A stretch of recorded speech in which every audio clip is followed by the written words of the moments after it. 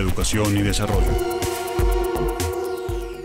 Les damos la más cordial bienvenida a su programa UNAD, Educación y Desarrollo, magazine interactivo de la Universidad Nacional Abierta de Distancia, líder en educación virtual para América Latina.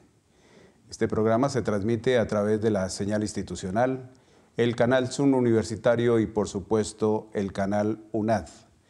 Es un gusto estar nuevamente con ustedes. Hoy, luego del plebiscito del pasado 2 de octubre, Colombia se encuentra en un estado de incertidumbre y por eso hemos tenido la gran oportunidad de traer hoy al panel de este programa al colombiano tal vez más clave en todo lo que significó la aproximación entre la guerrilla de las FARC y el gobierno del doctor Juan Manuel Santos. Pero tal vez hoy él es el hombre más importante para ayudarnos a salir de esa incertidumbre y dar las pautas que requiere hoy Colombia luego del resultado de este plebiscito en el que ganó la opción del no frente a la inesperada y seguramente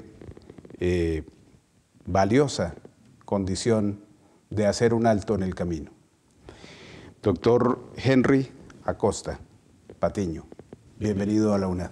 Muchas gracias, doctor Leal, muy amable por todo lo que ustedes hacen y reconocimiento por esta gran universidad que llega a lugares donde no me imaginé que llegaban. Ya estoy enterado de todo el detalle, seguramente no con su profundidad, pero ya sé que esta es la universidad que se necesita para que lleguemos a la reincorporación de más de 120.000 personas, 10.000 guerrilleros, 10.000 milicianos y sus familias. Esto es que ni mandado a hacer. Para quienes no conocen al doctor Henry Acosta Patiño, él es un quindiano, nacido en Génova, y tiene estudios de economía y de maestría en la administración de la Universidad del Valle. Ha sido asesor de diferentes entidades académicas y el valor agregado para Colombia de este prohombre de la República es el haber sido asesor y consultor de la Presidencia de la República en todo lo que ha significado este proceso de acercamiento que culmina con un acuerdo valiosísimo para el país entre el gobierno nacional y las guerrillas de las FARC. Hablemos un poquito de ese antecedente, doctor Henry. ¿Cómo llega usted a efectuar esta aproximación entre dos partes que, particularmente en la historia de Colombia, siempre han sido opositoras? Bueno, es largo, ¿no? Es bastante largo porque son 14 años de ser facilitador, los 8 años de los dos periodos del presidente Uribe, en su época presidente, y los 6 ya larguitos que lleva el presidente Juan Manuel Santos. Antes de eso, 4 años que conocí a las FARC, ocasionalmente en las montañas de la cordillera central vallecaucana, pues ejerciendo mi actividad de especialista en cooperativismo y otras cosas que ya no sé a qué horas hice tantos estudios. Ahí conocí a las FARC, conocí a Pablo Catatumbo y pues no secuestrado ni nada de eso, sino que me dijeron, explíquenos usted que está por aquí solo. Entonces ahí comenté con él largo rato, más de 12 horas hablando con él, todo un día, y ahí se inició una amistad que luego se inició con el presidente Uribe, a quien ya conocía porque me lo ha presentado el doctor Ernesto Samper Pizano, cuando ellos eran Poder Popular, Movimiento Poder Popular del Partido Liberal, porque al doctor Samper Pizano lo conocí porque él era enemigo del gremio cafetero, yo era gerente de las cooperativas de caficultores del occidente colombiano y él era vicepresidente de ANEIB, entonces fui a convencerlo y lo convencí. Ahí nos hicimos amigos y después me presentó al senador Uribe en los años 90, que él fue senador. Ahí una cosa va llevando a la otra y en el año 2002, por una circunstancia de los aquella situación de los secuestros de diputados del Valle, conocí a Luis Carlos Restrepo, alto comisionado de la paz, me encargaron buscar la posibilidad de, en ese contacto que tenía con Catatumbo y con Asbar, ya era con varios comandantes, pues hacer la posibilidad de que liberaran a algunos de los diputados, o a todos. Y ahí inicié un trabajo con el doctor Luis Carlos, con el presidente Uribe, que ya había conocido. Entonces, ahí iniciamos esa tarea y que lamentablemente no se pudo porque siempre, como yo digo, al presidente Álvaro Uribe en su época, en los 8 años, siempre le faltaron los 5 centavos para el peso. Él siempre llegábamos como al bordecito y él para atrás. Luis Carlos Restrepo, si hubiera sido por Luis Carlos Restrepo, esto se hubiera hecho. En este libro que usted escribió y que se denomina El hombre clave, el secreto mejor guardado del proceso de paz de Colombia, se detallan absolutamente todos estos elementos de acercamiento en una serie de comunicaciones, de cartas que van, que vienen, que a veces tienen silencios, pero que de alguna manera esa postura siempre de estar en pos de buscar esa solución, usted al silencio siempre le buscó la posibilidad de la resonancia de una u otra forma.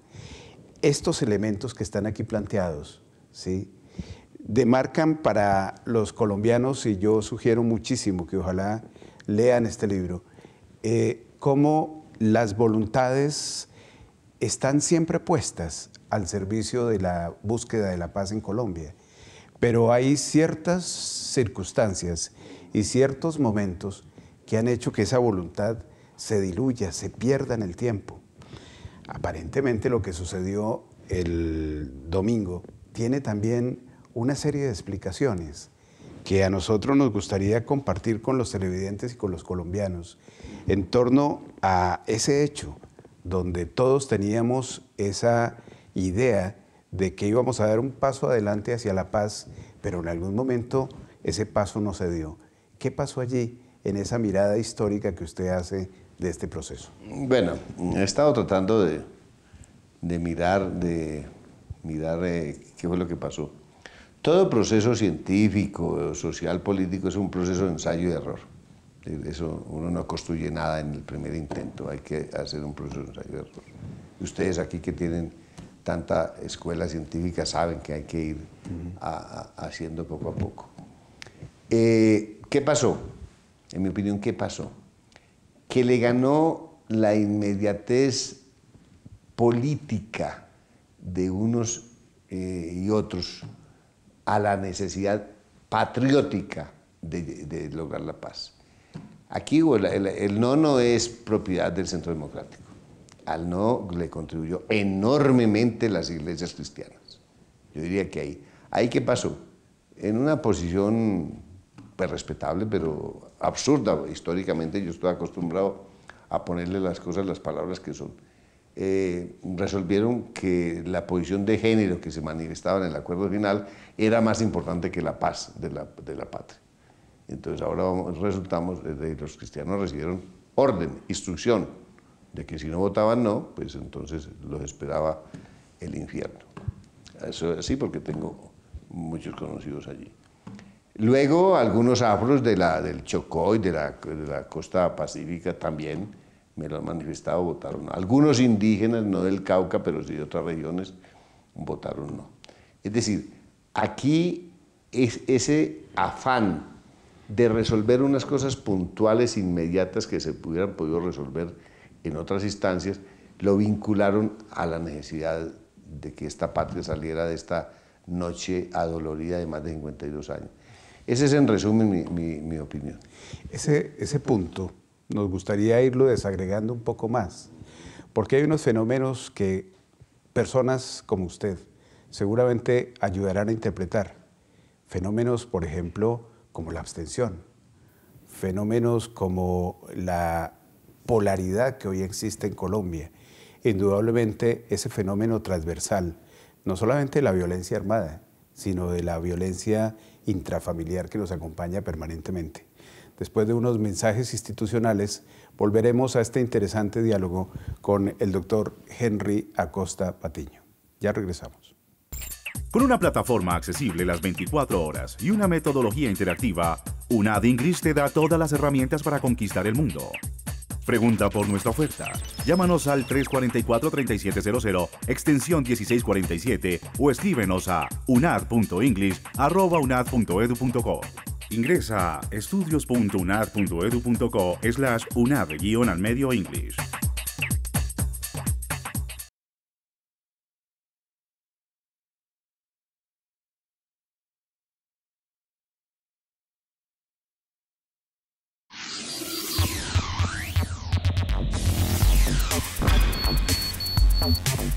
Regresamos con UNAD, Educación y Desarrollo, magazine interactivo de la Universidad Nacional Abierta de Distancia.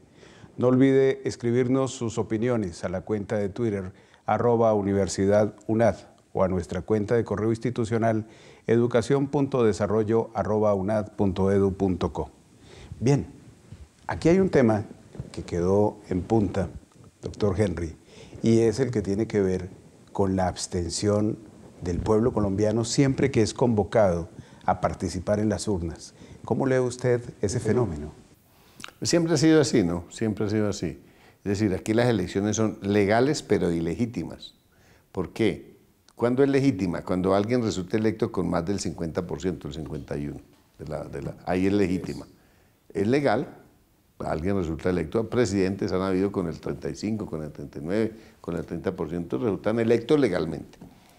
¿Qué pasa? Yo desde hace algunos años le vengo proponiendo a senadores, lo propuse ahora, se lo propuse a la gente de la izquierda y de la Unidad Nacional, les propuse a algunos senadores, hombre, que en esa reforma que están haciendo o que hicieron de participación política, metieran el voto obligatorio. El obligatorio parece que es antidemocrático, pero no. Cuando uno tiene la obligación de votar, entonces no queda amarrado al politiquero que le da el tamal, que le da el bus, que le da yo no sé qué, incluso que le paga para ir a votar. Entonces usted se siente obligado y vota por el que quiere. Dice, como tengo que votar, resuelvo el voto por el que sea. Ese elemento, una vez algún senador muy importante de este país, yo le decía, muy importante, un senador importantísimo, me decía, Henry, no vuelva a hablar de eso, porque nosotros los políticos tenemos la necesidad de tener esos votos que son nuestros, bien amarrados. Porque usted mete voto obligatorio y nos acabó.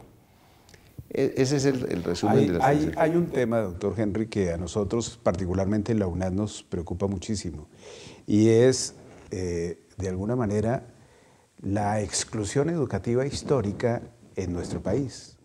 Porque cuando se habla de problemas estructurales, uno entiende que la abstención es un resultado de personas que no están educadas para ir formando un pensamiento crítico en su postura como ciudadano.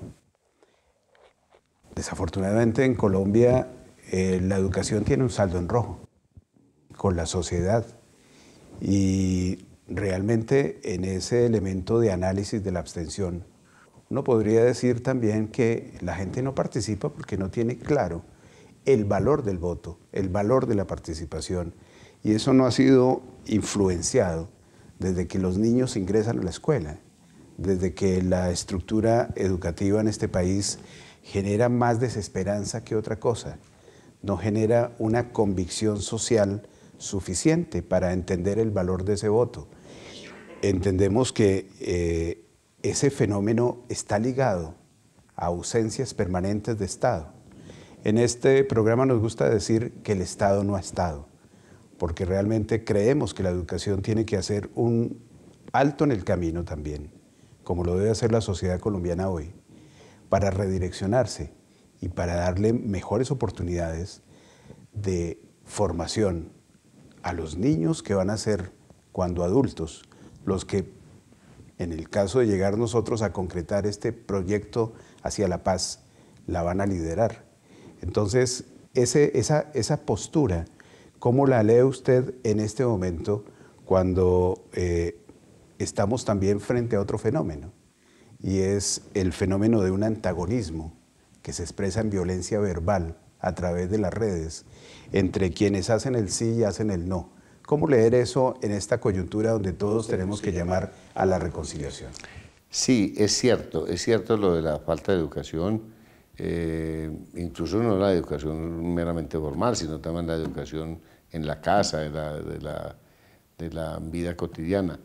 Pero le voy a decir esto, resulta que el sí ganó en las zonas campesinas donde la educación es más baja, donde sufrieron los efectos de la violencia, de la guerra. Ahí dijeron, nosotros estamos dispuestos a que esto no se repita, somos víctimas, a que no le vuelva a pasar a nadie. Y resulta que en las zonas urbanas, donde tienen acceso a la educación, donde tienen seguramente más información de la televisión, del radio, de todas estas cosas, votaron que no. Doctor Leal, es que no se necesitaba leer el acuerdo final para uno decidir si quiere la paz o quiere la guerra. Para eso no necesita leer el acuerdo final. Para eso necesita tener ni sindéresis política y no sindéresis humana. Es cierto. Y lo que usted está diciendo es clave.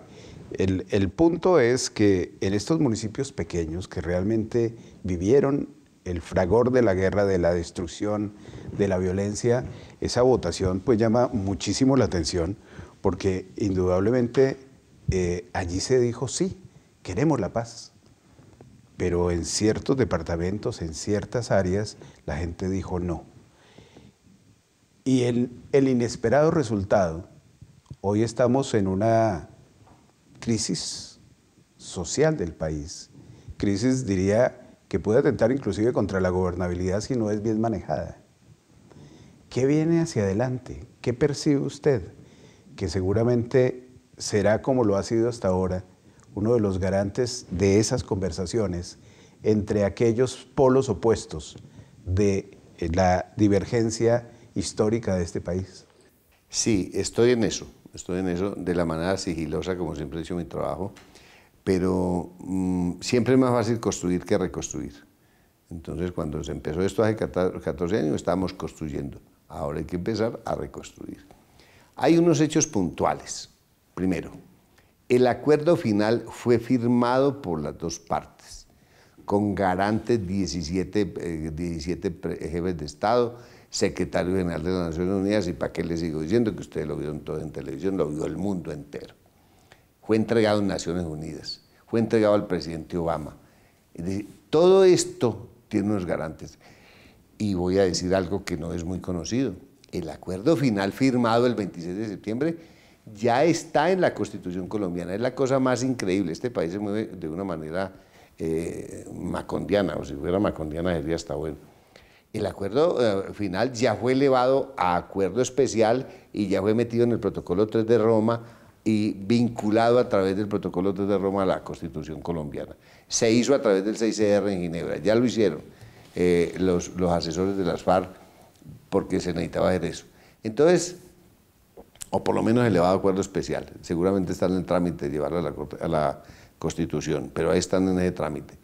Entonces resulta que lo que se hizo el pasado domingo fue la refrendación política, pero las FARC dicen, yo me estoy comunicando con las FARC en La Habana y me dicen, Henry, el acuerdo final ya lo firmamos, de manera que no tenemos por qué reconstruir nada, ya está firmado. Bueno, ese punto nos llaman a unos mensajes institucionales. Hay que seguirlo contando en la reflexión que queremos hacer con usted, doctor Henry. Y ya volvemos, queridos televidentes. Vamos a este corte de mensajes institucionales.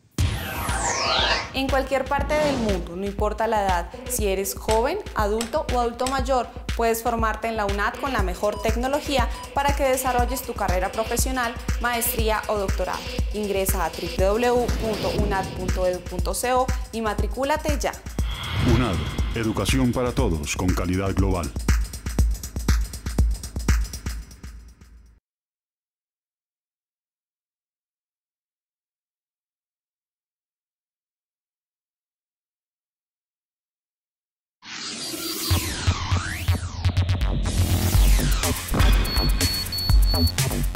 Volvemos con UNAD, Educación y Desarrollo.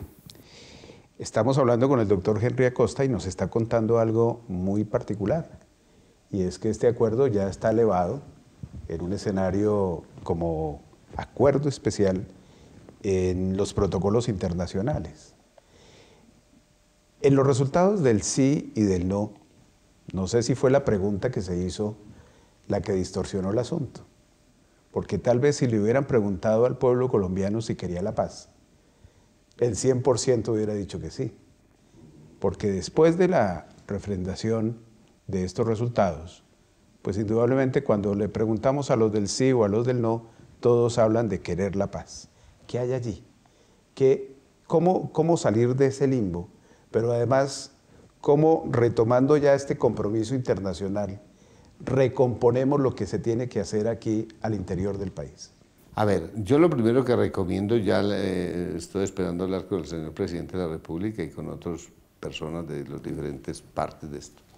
Lo primero que yo recomiendo es, desgraciadamente no se ha hecho así, es manejar esto confidencialmente. Es decir, manejar esto en la tribuna pública, con la mediatez y todo eso nos lleva a una solución. Y comienzan a irrespetarse la dignidad de las partes, que es lo más complicado. Entonces se desarmaron los fusiles, pero se armaron las palabras. Entonces comienza a irrespetarse la dignidad. Ya se comenzó a violar unos acuerdos, por ejemplo, ya se dijo cese bilateral hasta 31. Ahí comienza. Las FARC ya en La Habana están demasiado molestas con eso, ya lo manifestaron, pero están muy molestas. ¿Qué he recomendado? La Corte Constitucional dijo, si gana el no, entonces hay que renegociar. Yo he recomendado, se renegocia sobre el acuerdo final ya firmado y háganle un adendo positivo a ese acuerdo. Haciéndole un adendo, legalmente queda el acuerdo final, ¿cómo se llama? Renegociado. Se le hace un adendo. ¿Pero quién lo tiene que hacer? El presidente de la República con las FARC. No con el presidente Uribe, expresidente Uribe, con el expresidente Pastrana. Ellos no son los que firmaron el acuerdo final, lo firmaron fue, o lo vio todo el mundo, Timo León Jiménez y el presidente Santos. Ellos son los que tienen que renegociar. Se renegocia haciéndole un adendo. Se hace un adendo, queda listo, vuelve y se eleva a acuerdo especial y quedamos otra vez. Ahí se cumple con la decisión de la Corte Constitucional y quedamos. Pero eso hay que hacerlo de una manera que, insisto, yo llevo 14 años insistiendo, hay que respetar la dignidad de las partes, porque si se dice es que tienen que reconstruir el acuerdo final de tal y tal manera, yo ya sé, no lo puedo decir en público, pero sé que las propuestas de reconstruir el acuerdo final son, es decir, discúlpenme, son absolutamente imposibles. Las FARC no pueden aceptar eso, porque si lo aceptan, pues, mejor dicho, si comienzan no solo a aceptar, sino a aceptar discutir esas propuestas, ahí nos quedan, yo no sé cuántos años, 10 años más. Usted lo dice en este libro claramente. En una de estas etapas, hacia el año 2006, 2007, las formas que no permitieron avanzar, entre otras, empezaban por la no confianza de las partes, dice usted. Pero además dice, porque había una alta exposición mediática que incluía palabras y vocabularios ofensivos. Esa perspectiva aparece hoy potenciada a través de las redes. Y de esa manera es muy difícil construir. Cuando se trata de acercar esas posturas políticas, hoy usted acaba de revelar algo importante, creo yo, para el país, y es que a veces se está diciendo en los medios, es que Uribe ahora es el que tiene que ir a hablar en Cuba con las FARC. Usted acaba de decir, eso no es posible. El único facultado constitucionalmente para hacer esta negociación es el gobierno. Y el mismo presidente Uribe lo ha dicho, yo no soy el que tiene la herramienta legal, es el presidente Santos. Él lo dijo, yo lo vi en televisión. Entonces vamos a ir a un punto de acercamientos, que como ya hoy arranca, es la conversación entre los ganadores del no, para no hablar solamente de la figura del presidente Uribe, y el representante constitucional, que es el presidente de la República, en esa conversación. De allí surgirían una nueva versión ajustada que habría que ir desde el gobierno a conversarla con las FARC nuevamente. Esa postura vale la pena que la reflexionemos un poco más. Y nos gustaría entonces, queridos televidentes, que nos acompañaran en la siguiente emisión para seguir conversando con el doctor en un sentido que para nosotros es importante. Reconocer que el doctor Henry Acosta tiene una llave, yo no diría en su bolsillo, en su cabeza y en su corazón, que nos va a ayudar muchísimo a apuntalar la salida de la sin salida en la que hoy está el país. Gracias por atendernos en esta oportunidad, en esta emisión de UNAD, Educación y Desarrollo, y lo invito para la siguiente emisión a la continuidad de esta conversación. No olviden escribirnos a nuestra cuenta de Twitter, @universidadunad, y a nuestro correo institucional, educacion.desarrollo@unad.edu.co. Hasta la próxima.